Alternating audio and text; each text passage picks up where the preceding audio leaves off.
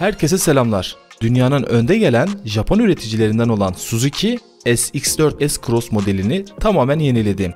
Ömrü hayatına 2006 yılında "Selamünaleyküm" diyerek başlayan SX4 S-Cross 3. nesline geçiş yaparak adındaki SX4 takısına da bay bay dedi ve 2022 Suzuki S-Cross olarak tanıtımı yapıldı. Ülkemizde Doğan Holding'e bağlı Doğan Trend Otomotiv tarafından temsil edilen Suzuki, dizayn anlamında güncel crossover modellere bir adım daha yaklaşan S-Cross kesinlikle doğru yolda olduğunu bizlere gösteriyor. Ha deseniz çok modern olmuş, her şeyiyle çağımıza hitap ediyor dersem yalan olur. Bu konuyu iç mekanda daha da açarız. Öncelikle merak edilen soruya açıklık getireyim. Araç 2022 yılında gelecek, tam olarak tarih alamasam da bayilere sorduğumda Mart, Nisan gibi Türkiye lansmanı olabilir denildi. Bu döviz kuru ile fiyatı çok yüksek olacağını hepimiz biliyoruz ama yine de rakiplerinden biraz daha uygun fiyata satılacaktır bence. S-Cross Suzuki'nin Macaristan'daki fabrikasında üretilecek. Boyutlarında değişiklik olmasa da tasarımı tamamen değişen Suzuki S-Cross'un ön tasarımına baktığımızda ben çok beğendim. Yani ilk göz temasımdan itibaren güçlü bir SUV görünümüne sahip olduğunu bana hissettirdi. Ön kısımda piyano bilek ile süslenmiş büyük bir ızgara bulunuyor ve bu heybetli ızgara krom çıta üzerine yerleştiren Suzuki logosu ile tamamlanıyor. Izgaranın bitiminden itibaren başlayan 3 parçalı led farlar ise ön yüze agresif bir bakış kazandırmış. S-Cross bu tarzı ile bize sinirli bakıyormuş gibi görünüyor. La vallahi güzel olmuş. Zaten anca o bize sinirli bakar, biz de gelecek fiyatından dolayı ona sinirli bakarız. Biz ona, o da bize anca bakar. Köşeli çamurluk kemerleri ve eteklerde siyah plastik parçalar kullanılmış, yandan bakıldığında yan tasarıma güçlü bir görünüm katmış. Gri renkli ön arka plaka korumalarıyla crossover karakterine vurgu yapılmış. Zaten bu süslemeler SUV araçlarının olmazsa olmazı. Ek olarak yeni S-Cross'ta 8 farklı renk seçeneği seçilebilecek. Lansman rengi olarak ise Titan grisi belirlenmiş. Suzuki S-Cross'ta kullandığı sedefli metalik gövde rengi çok yakışmış. Ben alacak olsam bu rengi hiç affetmezdim. Gerçi alamayacağım için renk seçme gibi bir derdin de yok. Oh be! Arkadaşlar, siz bu lansman rengini nasıl buldunuz? Sizce de çok güzel olmamış mı? Görüşlerinizi yorumlarda yazabilirsiniz. 2022 Suzuki S-Cross'un görüntüsü selefine göre daha büyükmüş hissi yaratıyor. Ancak ölçülere bakıldığında boy, genişlik, yükseklik ve aks mesafesi değerlerinin değişmediğini görüyoruz. Buna rağmen Suzuki daha konforlu bir yaşam alanının kullanıcıları beklediğinin altını çiziyor. Arka kısma geldiğimizde değişimin şiddetinin arttığı fark ediliyor. Arka tasarımı daha küt bir tasarım olmuş. Arka stopların makyajdan öncesine göre çok daha geniş stoplara kavuşturulmuş. Japonlar tepeden tırnağa yenilendiğinin üzerinde durdu ama halbuki model bence yoğun bir makyaj operasyonu geçirmiş. Zira S-Cross'un boyutlarında hiçbir değişim yok. Uzamamış, kısalmamış. Bu Japonlar nasıl tepeden tırnağa değişmiş diyorlar, anlamış değilim. Bu Japonlar ilginç bir millet ama akıllılar. Tabi iş ahlakı da çok üst düzeyde.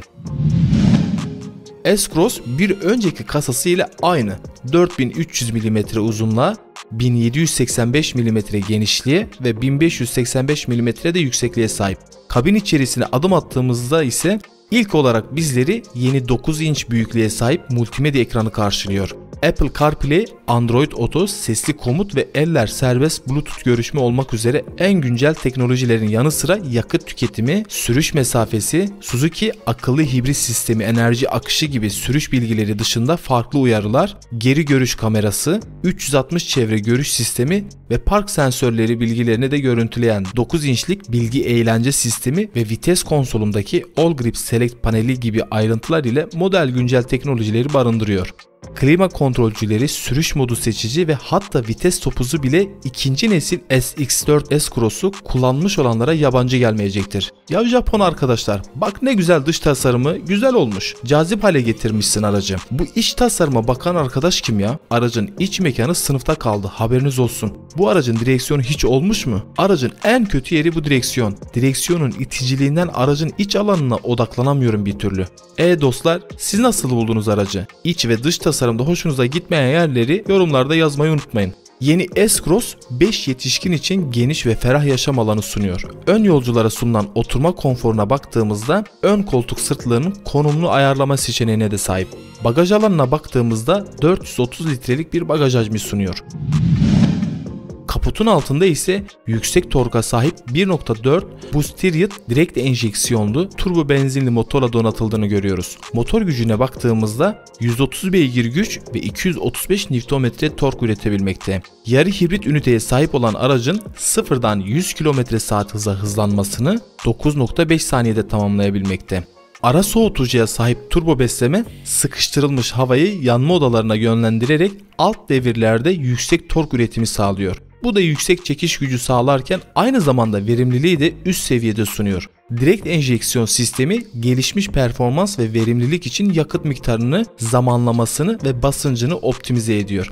Elektrikli emme değişken swap zamanlaması, soğutulmuş egzoz gazı devri daimi ve yüksek sıkıştırma oranı sayesinde verimlilik artıyor. Yakıt verimliliğini de daha üst düzeyde sunabilmek için 48 volt hafif hibrit sistemle donatılan yeni S-Cross normal sürüş koşullarında elektromotorla içten yanmalı motoru destekleyerek yakıt tüketimini düşürüyor. Güç gereksiniminin olduğu sürüş koşullarında sistem torku artırıyor ve tork hassasiyetini de iyileştiriyor. Böylece daha canlı ve daha akıcı bir sürüş elde ediliyor. Yeni S-Cross sürüş ve güvenliğe yardımcı olmak üzere kameralar ve sensörlerden yararlanan ve farklı sistemleri bünyesinde barındıran Suzuki güvenlik desteğiyle donatıldı. Şerit takip ve ihlal uyarı sistemi, yalpalama uyarısı, kör nokta uyarı sistemi, geri manevra trafik uyarı sistemi, acil fren sinyali gibi uyarı sistemlerinin yanı sıra Suzuki güvenlik desteği gelişmiş sürüş teknolojileriyle güvenliği üst seviyede sunuyor. Güvenlik ekipmanlarına geçtiğimizde ise çift sensörlü fren destek sistemi otomobili ileri yönde hareket halindeyken ön camın üst kısmında yer alan monoküler kamera ve lazer sensör yardımıyla bir araç veya yaya ile çarpışma riski olup olmadığını belirliyor. Sistem olası bir çarpışma algıladığında duruma bağlı olarak görsel ve işitsel bir uyarı veriyor veya otomatik fren uyguluyor. Dur ve kalk özelliğine sahip adaptif hız sabitleme, 6 vitesli otomatik şanzımanla birlikte adaptif hız sabitleme sistemi dur ve kalk işlevi sunuyor. Bu sistem sürücünün öndeki araçla güvenli bir mesafeyi koruması için gaz ve fren pedalının otonom bir şekilde kontrol ediyor. Öndeki araçla mesafeye göre hızlanabiliyor, fren de yapabiliyor. Ön ve arka her iki yan olmak üzere 4 adet kamera güvenli sürüş için 3 boyutlu görünüm ve daha güvenli park manevraları için kuş bakışı görünüm dahil olmak üzere çeşitli görünümler sunuyor. Suzuki S-Cross için anlatacaklarımız bu kadar. Umarım beğenmişsinizdir. Kendinize iyi bakın, esenle kalın.